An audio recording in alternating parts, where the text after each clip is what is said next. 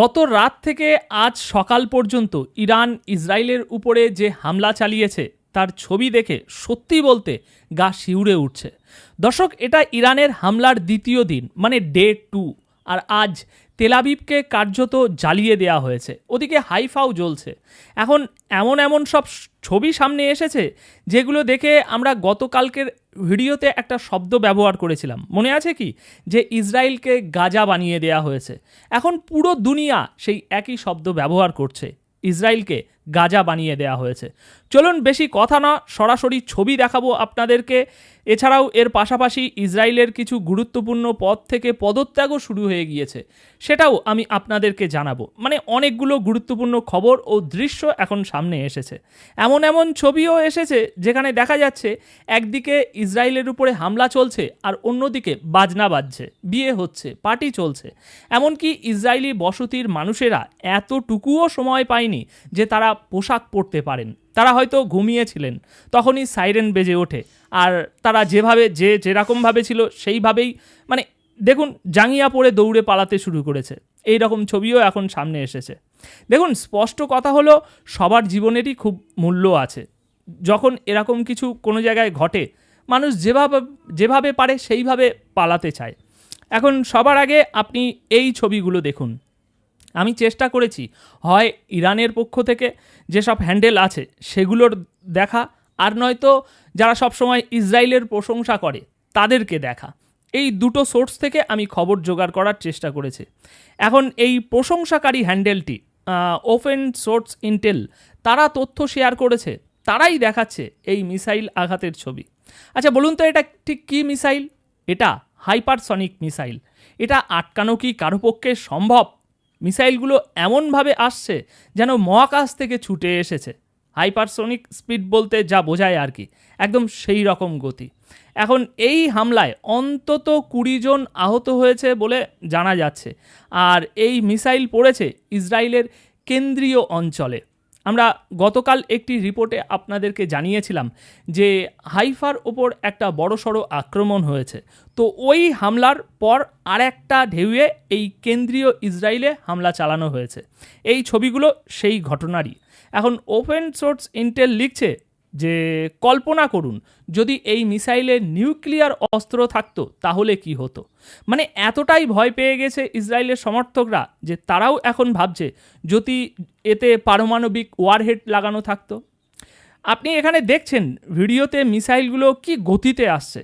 একটা মিসাইল মাঝপথে নিজের দিক বদলে নিচে এসে পড়ল, আবার সেখান থেকে এক বিশাল আগুনের গোলা উঠছে। সুতরাং এখন ইরান আর ইসরায়েলের মধ্যে এই যুদ্ধ ধীরে ধীরে বড় লড়াইয়ের দিকে এগিয়ে যাচ্ছে। ইরান আবারও হামলা চালিয়ে বুঝিয়ে দিয়েছে যে তারা বদলা নিয়েই ছাড়বে। এই আগুনের যে বিস্ফোরণটা আপনি দেখছেন, এটা ইরানের প্রতিশোধের আগুন। আর এই আগুন কিভাবে ধ্বংসযজ্ঞ চালিয়েছে সেটা দেখুন ইসরায়েলপন্থী এই হ্যান্ডেলগুলো থেকেই। তারা বলছে অন্তত একজন সাধারণ মানুষ সেন্ট্রাল ইসরায়েলে মারা গেছে। ভিডিও প্রকাশের সময় এই তথ্যই তারা দিয়েছে। ওদিকে হাইফা থেকেও রাতে খবর এসেছিল 3 জন মারা গেছেন, কিন্তু আমার কাছে রিপোর্ট আছে অন্তত 8 থেকে 10 জন, এমনকি তার থেকেও বেশি হতে পারে নাম্বারটা। তবে হ্যাঁ, ইসরায়েলের দিক থেকে ইরানের উপরেও কিন্তু হামলা হয়েছে, সেটা নিয়ে আলাদা একটি ভিডিও বানানো হবে। কিন্তু এই ভিডিওটি ইসরায়েলের উপরে হামলার এবং এই ছবিগুলো সেই হামলার পর কীরকম ধ্বংস হয়েছে ওই জায়গাটা, তারই একটা প্রমাণ। এখন এখানে বলা হয়েছে যে এটি সাম্প্রতিক ব্যালিস্টিক মিসাইল হামলার পরের ছবি। একটু দেখুন, ইসরায়েলের বহু বিল্ডিং এখন ধ্বংসস্তূপে পরিণত হয়েছে, আর গাড়িগুলো একেবারে চূর্ণ বিচূর্ণ, চারিদিকে শুধু ধ্বংস ধ্বংস আর ধ্বংস। আরও অনেক ছবি আমি আপনাদের দেখাবো, আগে এটা দেখুন। দ্য সেভিয়ার নামে একটি সোর্স দাবি করছে একজন ইসরায়েলি সেটলার ঘুম থেকে উঠে দেখলো তার বাড়ি ছেড়ে পালাতে হবে। সে তখন কাপড় পরারও সুযোগ পায়নি, শুধু জাঙ্গিয়া পড়েছিল। কারণ তখনই ওই করে জরুরি সাইরেন বেজে ওঠে আর মোবাইলে মেসেজ আসতে শুরু করে যে তাড়াতাড়ি ঘর ছাড়ো, তাড়াতাড়ি ওই আশ্রয় কেন্দ্রে যাও, এরকম। তখন তাকে এইভাবে দেখা যায় রাস্তায় ধীরে ধীরে হেঁটে যাচ্ছে, আর পাশে 2 জন দাঁড়িয়ে তার ভিডিও তুলছে, হাসছে আর জিজ্ঞাসা করছে কোথায় যাচ্ছ। তার হাতে একটা ব্যাগ দেখা যাচ্ছে, এখন তাতে কি ছিল, জামা কাপড় নাকি অন্য কিছু, অন্য জিনিস, সেটা পরিষ্কার নয়। কিন্তু যুদ্ধ মানে এরকমই, মানুষ আতঙ্কে থাকে, যেভাবে পারে সেভাবেই পালাতে চায়। কেউ কেউ এসব দৃশ্য দেখে এখন হাসবে, আবার কারো হয়তো মায়া লাগবে। এই ভিডিওতেই দাবি করা হচ্ছে যে ইসরায়েলিরা নিজেরাই নিজের দেশের লোককে নিয়ে হাসাহাসি করছে। আর দাবি করা হয়েছে যে এটা তেল আবিবে গতকাল রাতের ঘটনা। যে অ্যাকাউন্ট থেকে এটা শেয়ার করা হয়েছে তারা বেশ পরিচিত এবং বিশ্বাসযোগ্য বলেই মনে করা হয়। এমন কিছু বানানো বা মিথ্যে খবর তারা করার কথা না, সেই জন্যই আমি আপনাদের সামনে জিনিসটি নিয়ে এসেছি। পরবর্তী প্রেস টিভি ইরান যে ছবিটি শেয়ার করেছে একটু লক্ষ্য করুন। ইরানের মিসাইল উঠছে আর এগুলো লেবাননের দক্ষিণ দিক থেকে ছোড়া হয়েছে, অর্থাৎ ইসরায়েলের উত্তর দিকে। সেখানে গিয়ে এগুলো আঘাত আনে। এই মিসাইলগুলো যখন হাইফার দিকে যাচ্ছিল তখন আকাশে যেন দেখুন আতশবাজির মতো দৃশ্য দেখা যাচ্ছে, আলোর ঝলকানি, বিস্ফোরণ। এবার ঠিক তখনই এক লেবাননের দৃশ্য, লেবাননি যুবক এইরকম একটা বাদ্যযন্ত্র বাজাচ্ছিল, আপনি দেখতেই পাচ্ছেন। মানে চারপাশে গতকাল রাতে একরকম উৎসবের পরিবেশ ছিল লেবাননে। এরপর পরবর্তী সারপ্রাইজ নিউজ যে ভিডিওটি শেয়ার করেছে সেটি একটি বিয়ের অনুষ্ঠান। এখানে বিয়েতে যখন বর মঞ্চে ছিল তখন সবাই তাকে ফেলে মিসাইল দেখতে ব্যস্ত হয়ে পড়ে। এটা ওই লেবাননেরই একটি বিয়ে। যখন আকাশে মিসাইল উঠতে দেখা যায় তখন বর কনেকে সবাই ছেড়ে দিয়ে সবাই পিঠ ঘুরিয়ে মিসাইলের দিকে মুখ করে ভিডিও করতে শুরু করে। এদিকে তাসলিম নিউজ এজেন্সি যে ধ্বংসচিত্র দেখিয়েছে সেখানে তারা বলছে এই ফুটেজগুলো সোশ্যাল মিডিয়াতে ছড়িয়ে পড়েছে। তারাও নিশ্চিত করেনি, শুধু বলছে যে এই ভিডিওগুলো এখন সোশ্যাল মিডিয়ায় ঘুরে বেড়াচ্ছে। এদিকে বেত ইয়াম যেটা সেন্ট্রাল ইসরায়েলের তেল আবিব এলাকায় পড়ে, সেখানে ইরানের মিসাইল যখন আঘাত আনে তখন চারিদিকে কেমন দৃশ্য ছিল তা এই ভিডিওতে দেখা যাচ্ছে। বেত ইয়ামে প্রচণ্ড ধ্বংস হয়েছে। একটি বিল্ডিংয়ের ছবি দেখলেই বোঝা যাচ্ছে পুরো স্ট্রাকচার ভেঙে পড়েছে। এটা দেখে সত্যিই মনে হচ্ছে আমি গতকাল যে কথা আপনাদের বলেছিলাম ইসরায়েলকে গাজা বানিয়ে ফেলা হয়েছে সেটা যেন সত্যি হয়ে উঠেছে। এই বিল্ডিংটি ইসরায়েলের সেই অংশে যার ছবি শেয়ার করেছে এখন ওপেন সোর্স, যারা নিজেরাই ইসরায়েলপন্থী। তারা লিখছে বেত ইয়াম সেন্ট্রাল ইসরায়েলে একটি আবাসিক ভবনের উপর সরাসরি আঘাত। তারা বারবার বলছে ইরানের মিসাইল সরাসরি আবাসিক বিল্ডিংয়ে আঘাত করেছে। আর এরপর আপনি যা দেখছেন এই বিষয়টি বিল্ডিংয়ের একদিকে পুরোপুরি অচল হয়ে গিয়েছে, পুরোপুরি ধসে পড়েছে। এবার আসুন পদত্যাগের যে ধারা শুরু হয়েছে সে বিষয়ে কটি কথা বলি। পদত্যাগ যারা করেছেন তার মধ্যে একজন হলেন রোনেনবার, ওনার নাম রোনেনবার। তিনি শিনবেত ইসরায়েলি অভ্যন্তরীণ গোয়েন্দা সংস্থার প্রধান। তিনি গত রাতেই পদত্যাগ করেছে। প্রেস টিভি যে হেডলাইন দিয়েছে সেটার মানে বুঝে নিন। ইসরায়েলি সরকারের গোয়েন্দা প্রধান পদত্যাগ করেছেন যখন ইরানি মিসাইল ইসরায়েলে অধিকৃত এলাকায় আঘাত আনে। অর্থাৎ ইসরায়েল সরকারের যে গোয়েন্দা সংস্থা আছে তার প্রধান ইরানি মিসাইল যখন ইসরায়েলের উপর পড়েছিল সেই সময়েই তিনি পদত্যাগ করেন। তাই এখন প্রশ্ন ওঠে, এটি কি বোঝায় যে তিনি মিসাইল ঠেকাতে পারছিলেন না তাই পদত্যাগ? ইসরায়েলি সংবাদপত্রগুলো বলছে তার মেয়াদ শেষ হয়ে গিয়েছিল আর তার জায়গায় একজন অস্থায়ী প্রধান নিয়োগ করা হয়েছে। কিন্তু ভেবে দেখুন, যার মেয়াদ শেষ হয়েছে তার জায়গায় তো একজন স্থায়ী প্রধান আসার কথা, তাহলে টেম্পোরারি প্রধান কেন? যখন পার্মানেন্ট কেউ ছিল না তখন রোনেনবার, এনার নাম রোনেনবারের যে অভিজ্ঞতা এতদিনের ছিল সেগুলো তো এই যুদ্ধকালীন সময় কাজে লাগানো উচিত, তাই না?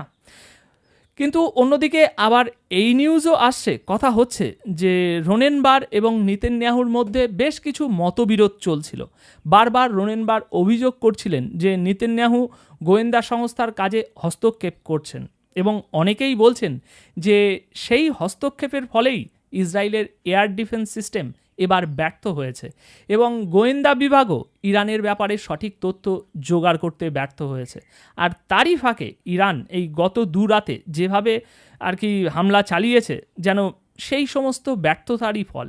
এখন যাই হোক, এ বিষয়ে আর কি বা বলা যায়, আসুন একটু এগিয়ে যাই। দ্য জেরুজালেম পোস্টের খবর দেখে নিন।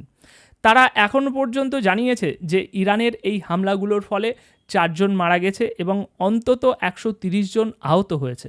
অন্যদিকে প্রেস টিভি যে 3টি ছবি দিয়েছে সেগুলো পুরো ফ্রেম একবার ভালো করে দেখে নিন। ইসরায়েলের যেসব বিল্ডিংয়ে ইরানি মিসাইল সরাসরি আঘাত করেছে তাদের অবস্থা কী হয়েছে। তেল আবিবে বিস্ফোরণের এই বিল্ডিংগুলো উড়ে গেছে, আর এই দৃশ্যগুলো অনেকটা সেই গাজার অবস্থান মনে করিয়ে দিচ্ছে। এদিকে তাসনিম নিউজ এজেন্সির 4টি ছবি প্রকাশ করেছে তারা। নিচে দেখা যাচ্ছে গাড়িগুলো সম্পূর্ণ ধ্বংস হয়ে পড়ে আছে, আর উপরে বিল্ডিংও ধ্বংস হয়েছে। সিভিল ডিফেন্স এবং সাধারণ মানুষরা ঘটনাস্থলে রয়েছে। গাড়িগুলো পুরোপুরি ভেঙে পড়েছে, এমনকি যেসব বসতি গড়ে তোলা হয়েছিল সেগুলোর উপরেও মিসাইল পড়েছে। আর চতুর্থ ছবিটা একেবারেই হতবাক করে দেওয়ার মতো। গাড়িগুলো কাদামাটিতে একেবারে ঢুকে আছে, আর চারপাশে ধ্বংসস্তূপ। একবার এই আতশবাজির মতো দৃশ্যটা দেখে নিন। এই হচ্ছে সেই মুহূর্ত যখন ইরানের মিসাইলগুলো সেন্ট্রাল ইসরায়েলের দিকে যাচ্ছিল। আপনি দেখবেন এই মিসাইলগুলো রুখে দেওয়ার মতো কোনো প্রতিরোধ ব্যবস্থা কার্যকরভাবে এখানে চোখে পড়ছে না।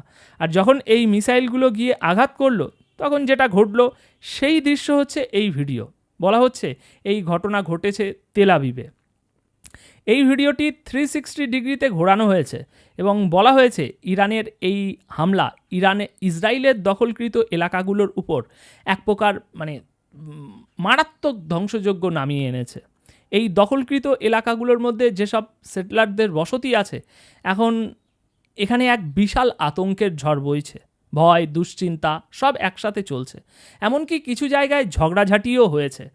তাসনিম নিউজেও এই ভিডিওটি শেয়ার করা হয়েছে। তারা লিখেছে, ইরানের মিসাইল হামলার পর আপনার তামরা শহর এক প্রকার বিশৃঙ্খলায় ভেঙে পড়েছে। তামরা নামের এই শহরে নিজেদের মধ্যেই নিজেরা মারামারি করছে, কিন্তু ঠিক কী কারণে, আতঙ্কে নাকি অন্য কোনো ভয়ে ঘটেছে তা স্পষ্ট নয়। কিন্তু এমনটাই দাবি করা হয়েছে যে আতঙ্কিত মানুষদের মধ্যে সংঘর্ষ বেঁধে গেছে। তো আপাতত এখন ছবি ভিডিও দেখা এখানেই শেষ করছি। এবার সরাসরি কিছু কথা দেখুন। এখন মধ্যপ্রাচ্যে খুব বড় একটা সংঘাত চলছে। অনেকেই আছেন যারা চাচ্ছে যুদ্ধ বেঁধে যাক, ধ্বংস হোক সব কিছু, কিন্তু যুদ্ধ মানেই সর্বত্র ধ্বংস। তাই আমি অন্তর থেকে বলছি, দয়া করে প্রার্থনা করুন যেন সব সমস্যার সমাধান হয়। ফিলিস্তিনের সমস্যার সমাধান হোক, ইরানের সমস্যার সমাধান হোক, ইসরায়েলের সমস্যার সমাধান হোক, সবাই যেন নিজেদের মধ্যে ন্যায্য অধিকার ফিরে পায়, যেন যুদ্ধ না হয়। কারণ এখন তো আপনার ব্রিটেনও তাদের সামরিক শক্তি পাঠাচ্ছে, ওদিকে আমেরিকাও একই কাজ করছে। এসব খবর ছাপা হয়েছে যে ব্রিটেন যুদ্ধবিমান, যুদ্ধ জাহাজ পাঠাচ্ছে। সুতরাং আপনি পরিস্থিতি বুঝতে পারছেন। অনেকে ভাবছেন যে রাশিয়া বা চীন হয়তো ইরানের পক্ষে দাঁড়াবে। হ্যাঁ, হয়তো দাঁড়াবে, কিন্তু তাদের কিছুই হবে না, রাশিয়া বা চীন। বরং ইরান যতদূর এগিয়ে গিয়েছিল তাকেই তারা আরও বেশি পিছনে ঠেলে দেবে। যুদ্ধের ফলে যদি ইরানের জয়ও হয়, তাহলেও সেই জয়ের দাম কিন্তু খুব বেশি হবে।